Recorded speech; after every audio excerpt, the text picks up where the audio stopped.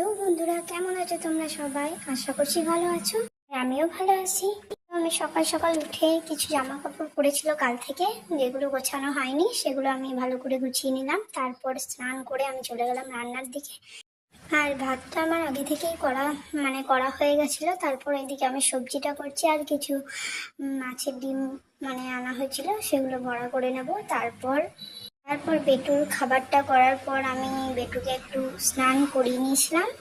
আর ওকে এখানে দেখতে পাচ্ছ, এখানে হাসছে, স্নান করে বসে আছে, এবার ভাত খাবে। ওকে ভাত খাওয়ানোর পর আমি গ্যাসটা ভালো করে মুছে নিলাম, একটু নোংরা হয়েছিল। রান্না করার পর গ্যাসটা একটু নোংরাই হয়ে যায়, তারপর আমি সেটাকে ভালো করে সাবান দিয়ে পরিষ্কার করার পর ভালো করে মুছে নিলাম। আর ভিডিওটা এখানেই আমি শেষ করলাম। যদি তোমাদের ভালো লেগে থাকে তাহলে লাইক, কমেন্ট, সাবস্ক্রাইব অবশ্যই করে দিও। টাটা।